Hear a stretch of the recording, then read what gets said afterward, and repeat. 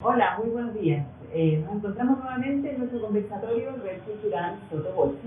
Estamos aquí con la Magdalena para conversar de un tema que se ha puesto sumamente de moda. A raíz de la serie de HBO, el accidente nuclear de Chernobyl está ocupando las portadas de los diarios, de las revistas. Se han introducido algunos debates en torno al tema. Y por eso es que nos encontramos aquí hoy día para hablar un poco de la serie y para hablar también de lo que ocurrió en la planta, ahí en las cercanías de Chernobyl, en abril del año 1986. ¿Viste la serie, Magdalena? Por supuesto. Es más, la vi en el primer capítulo, después mi marido se fue de viaje, por lo tanto tuve que esperar como 10 días y de ahí los vimos, los 4 días así pero al hilo. Realmente impresionante. Oye, ¿sabías tú que ahora más encima hay todo un problema porque han aumentado los turistas? Está absolutamente prohibido llegar, pero hay turistas que van a sacarse selfies. La cosa más curiosa, y esa gente no entiende que es tremendamente peligroso. Sigue siendo tremendamente Sigue peligroso. siendo, claro, pero efectivamente hay un turismo así como más encima oculto, de envergadura. O sea, salió en todos los medios como la noticia. De hecho hoy día aparecía en los periódicos británicos las advertencias de que por favor la gente no siga haciendo esto.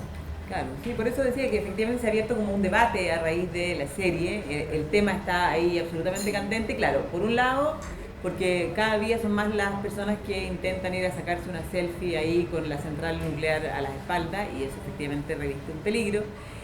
Y también porque desde Rusia hoy día han aparecido algunas voces críticas. Sí. Los comunistas rusos están incluso pidiendo prohibir la entrada a los creadores de la serie, eventualmente poder levantarles algunos juicios por la difamación respecto de lo que era la Unión Soviética en aquel momento. El ministro de Cultura ha hecho algunas declaraciones también al respecto, alabando en cierta medida algunos de los aspectos de la serie y señalando que bueno, hay algunas cosas que también han sido tergiversadas por los creadores de la serie. Y también el hecho de que se dice que Rusia está preparando su propia versión. Exactamente, de lo que fue exactamente. Ahora vendrá una serie nueva digamos, rusa, que sí, yo voy a esperar inmediatamente para verla, porque es importante también ver la otra perspectiva o cuál es el relato, porque una de las cosas interesantes de la historia es que la historia en sí queda atrás. Y lo que nos queda a nosotros hoy es historiografía, y por lo tanto son puntos de vista de los historiadores, y en este caso punto de vista de los que hicieron la serie. Pero sin duda, más allá de los matices, cuánto se puede haber exagerado y cuánto no, aquí se destapa un tema bastante importante que ya se había destapado antes y que de hecho puede ser en gran medida parte de un proceso que venía viviendo la Unión Soviética y que finalmente la llevó también a su colapso. Efectivamente hay un tema en el cual uno podrá decir si se exagera o no se exagera. En términos del problema del desastre mismo, no se exagera, el problema es un problema real. ¿Ya? Y por algo hoy día se le está advirtiendo a los turistas después de tantos años, porque uno diría, bueno, esto pasó hace mucho tiempo, pero efectivamente la radioactividad no se va, se queda. No, claro, por eso que además ahí se decidió finalmente crear un Una cúpula, sarcófago, claro, que para mantener en el fondo aislado el interior y que efectivamente tratar de controlar esa radioactividad. El que existe actualmente, que es el segundo sarcófago, se supone que tiene una vida útil de 100 años y probablemente se espera que en esos 100 años los científicos logren determinar y saber qué es lo que efectivamente se puede hacer para eliminar cualquier riesgo que pudiera seguir existiendo. Pero, o sea, el desastre nuclear de Chernobyl efectivamente el no, y lo que me parece más interesante de la serie, independiente que el manejo de cómo fueron haciendo, en el fondo, manejando el suspenso y el terror, porque en el fondo tiene un componente importante, y sobre todo cuando uno se da cuenta de que si esto no se arreglaba o de alguna manera se parchaba de alguna manera, esto dejaba complicada a incluso Europa, no completo, pero casi completo, y si no es que completo. Por lo tanto, la envergadura era enorme, y además ponerle nombre y rostro a héroes, porque efectivamente esa gente que se sacrificó, o sea, pensemos, no sé, en esos mineros que sabiendo, porque ya en el fondo ya tenían constancia de lo que les pasaba a los que habían estado unos pocos en el fondo digamos, unas pocas horas Claro, incluso expuestos. instantes, claro. Exactamente. Entonces, esos mineros que deciden voluntariamente ir, o sea, independiente de que los rusos no estén contentos, dejaron a los mineros y a muchas personas individuales como héroes realmente impresionantes. Lo que sí deja claro la serie, que probablemente es lo que más le molesta a la Unión Soviética, es el nivel de la burocracia, por una parte, una burocracia dispuesta no a asumir la realidad, sino que a inventar la realidad que al sistema le conviene. Pero eso es bastante propio de los sistemas totalitarios. O sea, ningún sistema totalitario acepta la verdad como es, sino que quiere crear su propia realidad y al costo que sea. Y eso no es propio solo del comunismo, que por supuesto han sido expertos en eso. Pero eso es propio del nacionalsocialismo, es propio de cualquier intento del Estado de controlar la realidad y de crear la realidad. Entonces, eso obviamente molesta, porque sobre todo hoy día en que los estados, podríamos decir, ya no son totalitarios, pero el Estado siempre está en esa pugna de intentar crecer más allá de lo que le corresponde. Entonces, la serie muestra eso, lo que es la iniciativa individual y el sentido común de las personas individuales, y la falta de sentido común, y no solo falta de sentido común, sino que abiertamente dispuestos a mentir en pro de una causa, que de alguna forma van a terminar colapsando al mismo héroe de la serie, ¿no es cierto?, que este gran científico, que termina suicidándose, pero ya no le queda nada más. Ya no le queda más alternativa. Sí, yo creo que el mayor como contrasentido, además que uno ve ahí, es cómo se intenta ocultar la información. Mira, hay que pensar simplemente que el accidente ocurrió el 26 de abril y la primera vez que vemos a Gorbachov, que era el líder de la Unión Soviética en ese momento, que sale y da la cara y hace en el fondo algunas declaraciones al respecto, es a mediados del mes de mayo. O sea, había pasado mucho tiempo, en el fondo, varias semanas en las que se intenta ocultar la información al mundo occidental. Y si no hubiera sido en los países, en el fondo, occidentales que comienzan a detectar la radioactividad, probablemente la Unión Soviética habría tratado de mantener por más tiempo oculta esa información. Y el contrasentido está en que precisamente Gorbachov llega hablando de reformas. Llega en el año 85, es un líder joven, se supone que vienen aires nuevos, habla de perestroika, de glasnost, y glasnost era precisamente mayor transparencia, libertad de prensa, evitar la censura. Entonces se había reunido con el presidente de Estados Unidos, Ronald Reagan, también unos meses antes, hablando de que ambos países se comprometían a que iban a evitar una guerra nuclear, porque eso, en el fondo, ese desarrollo nuclear no debía volver a existir, y ocurre este accidente. Entonces, claro, si uno se pone en ese momento también en los zapatos de Gorbachov, o sea, qué difícil poder enfrentar al mundo reconociendo efectivamente lo que había ocurrido. Y que las mismas autoridades, los mismos científicos, durante las primeras semanas probablemente tampoco tenían tan claro cuál era la verdadera envergadura de lo que ahí estaba ocurriendo y de cómo detener o cómo controlar el proceso que se inicia una vez que se, en el fondo, destruye ese reactor nuclear número 4 de la planta ahí en Chernobyl. Además se supone que era algo imposible, que esto no podía pasar, es más, todos los científicos dicen, no puede ser. Y claro, ahí en el fondo en la serie también se va mostrando, y en la realidad se sabe hoy día también, y en base a esos documentos lo que hicieron los productores de esta serie, que de alguna forma ya estas pruebas en el fondo nunca se habían completado bien, y que era algo que estaba pendiente, y sabían que había una falla, y que esa falla podía provocar, si es lo que se va a provocar aquí, pero lo más dramático era entender que esto que había sucedido ahí podía suceder en otras plantas nucleares que también existían, que tenían exactamente la misma falla. Entonces, ese es el punto que de alguna forma hace que este científico decida ir más allá, porque lo más fácil era decir, perfecto, hasta aquí llegué, y ahora me voy a retirar lo que me queda, porque obviamente ya estaba expuesto, y cuánto tiempo más le quedaba, no era mucho, pero finalmente él decide ir más allá, porque ir contra el sistema no era algo fácil. Ahora, bien, tú dices que Gorbachov había asumido recién, pero efectivamente Gorbachov va a tener que hablar de cambios porque la situación de la Unión Soviética era realmente dramática.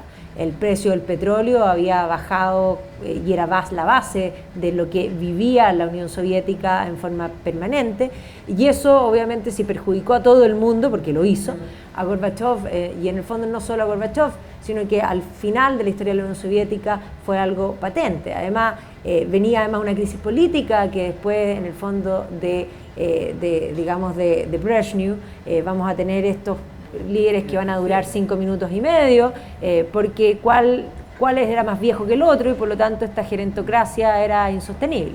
Y en ese contexto llega Gorbachev. O sea, si Gorbachev hubiese llegado, mi gran hipótesis, yo sé que en la historia las cosas son como fueron, pero ¿qué hubiese pasado? ¿Qué piensas tú que hubiese pasado si Gorbachev hubiese subido al poder de la Unión Soviética en la década del 60? ¿Qué habría hecho? Bueno, claro, es bastante distinto el escenario. A Gorbachev, efectivamente, en ese momento no le queda más que hablar de cambios. No le queda otra alternativa por la crisis en la que se encontraba la Unión Soviética. Pero si uno piensa Gorbachev en la década del 60, probablemente la historia habría sido bien distinta y habría sido probablemente de los líderes fuertes, controlando ese sistema, en el fondo ese sistema totalitario, el partido controlando absolutamente toda la realidad. Entonces, y construyendo probablemente él el muro de Berlín. Claro, lo que pasa es que las circunstancias en las que les toca asumir el poder lo obligan, en el fondo, a la necesidad de hablar de cambio. Entonces, yo creo que hay que valorarlo, hay que valorar la figura de Gorbachev precisamente en el momento en el que le toca asumir la dirección de la Unión Soviética.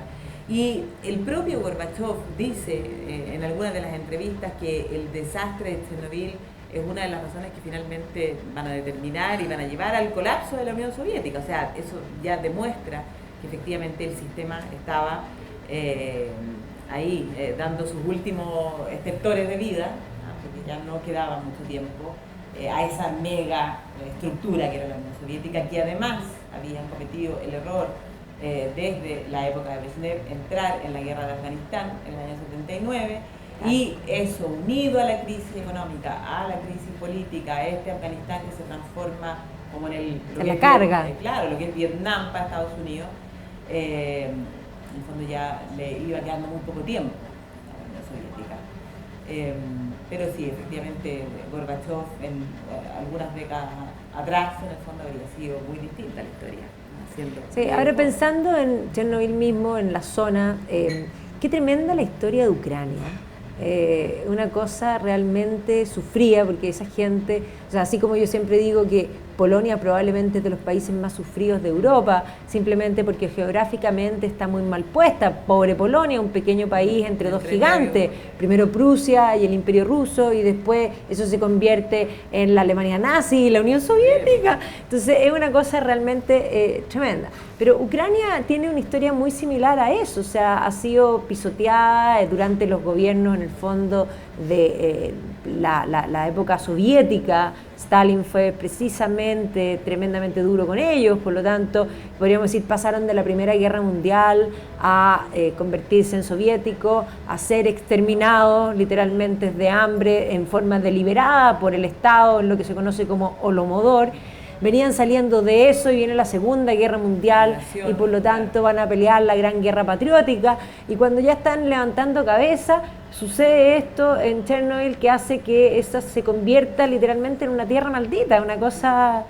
Sí, realmente impresionante. Ucrania además es considerado de aquellos países que están como condenados a que se produzca el colapso. Si tú piensas, es un país además formado de manera bastante ficticia. Hay ahí hoy día población que es muchísimo más europea, otros que son más prorrusos. La frontera con Rusia sigue siendo hoy día una frontera que constantemente se producen enfrentamiamientos. Bueno, de hecho no se puede volar de Rusia a Ucrania, claro, ni de Ucrania a Rusia. Claro, entonces es una tierra, es un país en el fondo que se creó bajo unas condiciones bien artificiales, pero claro, como tú dices, les ha tocado sufrir a lo largo de su historia. Y Chernobyl, imagínate lo que significa además la evacuación de toda esa población, el peligro que existía en el fondo de que esa radiación hubiera sido incluso más descontrolada. Hoy día se señala que, por ejemplo, dentro de los niveles de radiación que afectaron por algunas condiciones, a Bielorrusia también le tocó Sí. una parte muy importante. Pero sí, es una historia bien sufrida, y yo creo que Chernobyl marca también de manera bien determinante lo que es su historia. Bueno, por eso, a mí yo no sé, que le conocía bastante parte de su historia, sufrí toda la serie pensando, ¿y por qué ahí?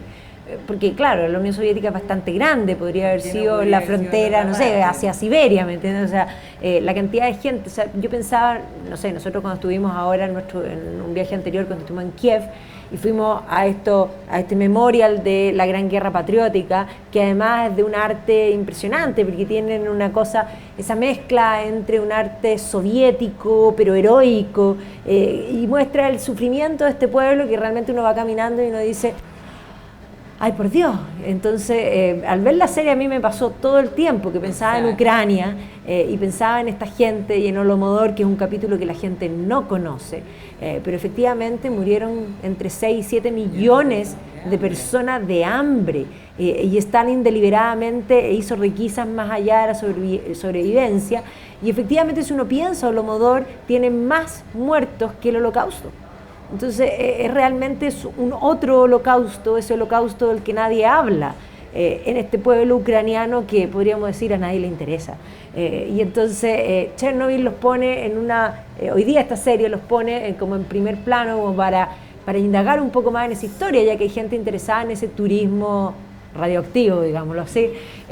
A lo mejor podría haber gente también interesada en conocer un poco de esa historia sufrida, que sería un capítulo importante de replantear en la historia. Sí, efectivamente.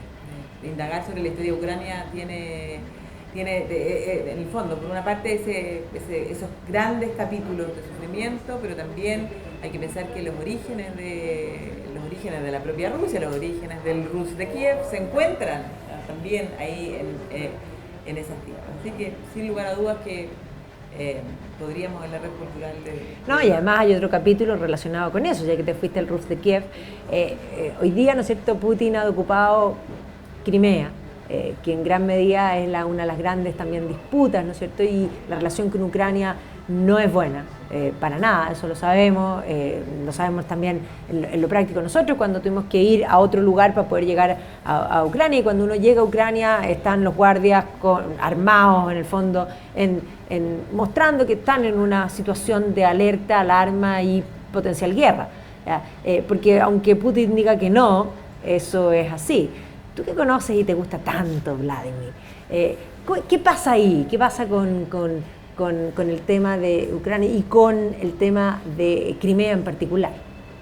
Bueno, en el caso de Crimea, efectivamente para Putin el regreso de Crimea a la madre patria en el fondo era una necesidad histórica, había sido un error histórico que debía ser reparado, y por lo tanto en el año 2014, aprovechando un poco los acontecimientos que estaban ocurriendo al interior de Ucrania, que se debatía la entrada de Ucrania a la Unión Europea, es que se produce esta invasión y finalmente el plebiscito y la anexión. En el fondo, como para reparar ese error histórico que se había producido cuando Crimea es traspasada a la República Socialista Soviética de Ucrania, la soberanía de la península. La península, bueno, ha sido importante históricamente para Rusia, desde tiempos de Pedro el Grande, en la búsqueda de formar un imperio ruso marítimo, en el fondo. Había que buscar nuevos puertos. Puertos que no se congelaran. Que no se congelaran. Efectivamente, Pedro el Grande finalmente decide entrar en la guerra del norte, entrar en la guerra contra Suecia, y eso va a llevar finalmente a la fundación de San Petersburgo. Pero siempre estaba la idea de la zona del Mar Negro. Y finalmente, bueno, va a ser Catalina la Grande, quien junto a uno de sus favoritos, Grigori Potemkin, van a lograr cumplir con ese sueño de Pedro el Grande, y anexa Crimea en 1783, cuando deponen al último Khan, Sahin Giray, en el contexto de una guerra con el Imperio Turco. Y efectivamente ahí pasa a ser parte del imperio. Pero claro, después fondo de la disolución, en tiempos ya de la Unión Soviética, es que se decide traspasar la soberanía de Crimea a la República Socialista Soviética de Ucrania. Y ese es el error que Putin dice, quiere arreglar. Efectivamente. Pero ¿qué es lo que significaba para Putin, en el fondo? La discusión de que Ucrania hubiera entrado a la Unión Europea era algo que era absolutamente inaceptable. O sea, que Rusia limite directamente con la Unión Europea es algo que era prácticamente impensado, y que no podía llevarse a cabo. Piensa tú que Putin tiene los mismos anhelos de conformar también esta unión como euroasiática, efectivamente, desde sus orígenes. En Rusia está la idea de que son la madre de los pueblos eslavos, o sea, que Rusia tiene, algo como lo que hablamos la semana pasada también, Rusia tiene una misión divina, hay algo que tiene que cumplir.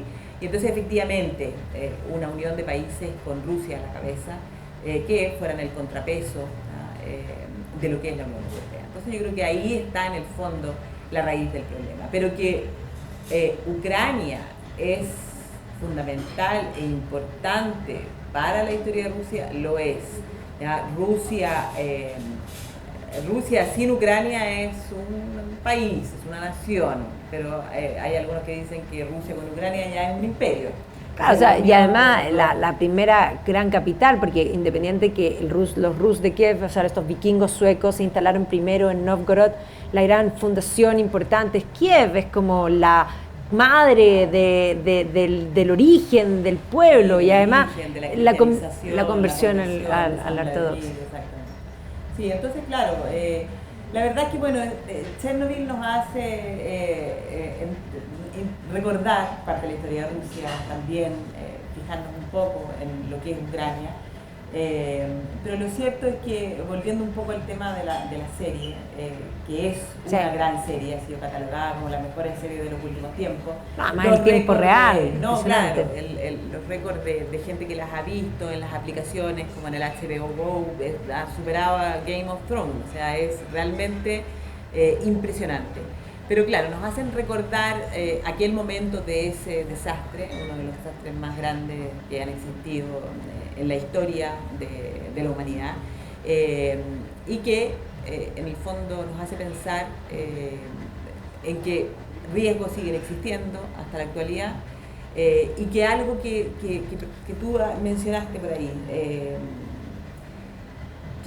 que puede ser parte de lo que hoy día molesta en Rusia, el hecho de que esa central nuclear, así como el resto de las centrales nucleares que existían en la Unión Soviética, estaban construidas, podríamos decir hoy día, en el fondo, intentando rebajar ciertos costos y no cumpliendo en el fondo los mismos estándares que ya se habían establecido para el mundo occidental. Y entonces eso es lo que, en el fondo, este desastre, esto es lo que sale y queda al descubierto para el mundo occidental, y por esa razón es que, claro, esto contribuye también. Y la serie lo recuerda, y de hecho si uno indaga más allá en eso, cuando ya se cae la Unión Soviética y se decide, por ejemplo, en el contexto de esta guerra a las galaxias que habían protagonizado los dos gigantes, y que la Unión Soviética había puesto el Sputnik primero y luego venía la NASA, ¿no es cierto?, había puesto el hombre en la luna, por lo tanto había ganado el gallito, pero después siguieron escalando el proyecto, ya el término Guerra a las Galaxias, lo que va a usar Reagan con este escudo que va a protegerse las armas nucleares, y que va a ser una gran disputa con el mismo Gorbachev. Pero de hecho, cuando cae la Unión Soviética, se pretenden fundir las dos cosas y trabajar en conjunto, y cuando tratan de ensamblar la estación espacial, digamos, soviética con la estación espacial internacional, nada funciona. Nada encaja, no porque solo sea distinto, sino porque la tecnología no era la punta que tenía Occidente. O sea, efectivamente, cuando dicen era de cartón, en cierta medida también lo era, y Chernobyl fue como el primer momento de mostrar que eso era un poco así. Ahora, independiente de eso, esto no es solo, estos desastres se producen en lugares donde los estándares también son buenos. Piensa en lo que pasó en Japón. Y efectivamente hay distinto, porque ahí hubo en el fondo una acción de la naturaleza. Aquí en Chernobyl hubo solo fallas, podríamos decir, de escatimar en recursos por una parte, y fallas humanas, porque efectivamente se podrían evitar. Pero en el fondo lo que voy es que lo nuclear puede ser, que supuestamente no falla, puede fallar por distintas razones. Y en el caso japonés fue distinto porque fue la naturaleza, pero otra vez apareció lo mismo que apareció en Chernobyl.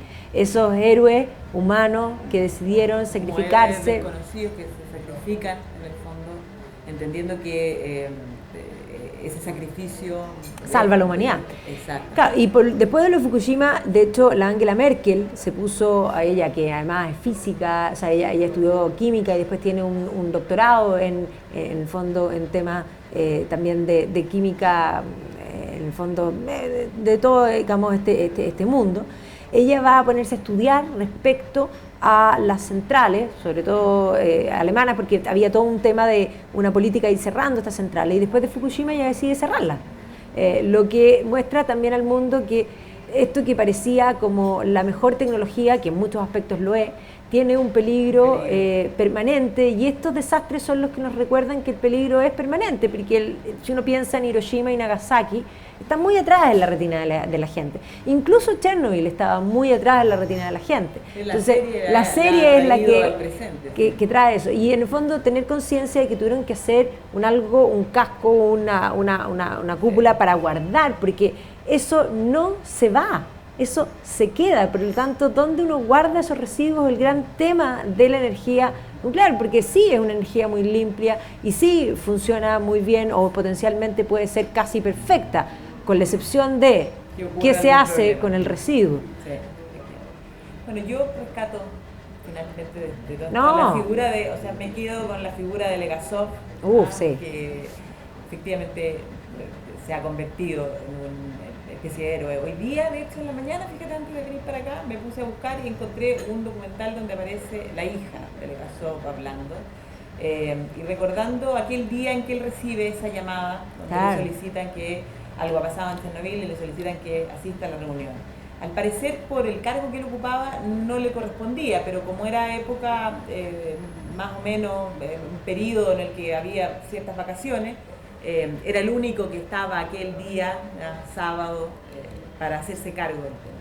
Y ella recuerda que no se encontraba ella en ese momento en Moscú, venía de un viaje, entonces Legasov junto a su mujer la van a buscar al aeropuerto y ella ve que esta niña dice, yo veo que la situación está extraña, entonces le dice a la mamá, le pregunta, ¿qué pasó? Y la madre le contesta en ese momento, hija, creo que hoy perdimos a tu padre.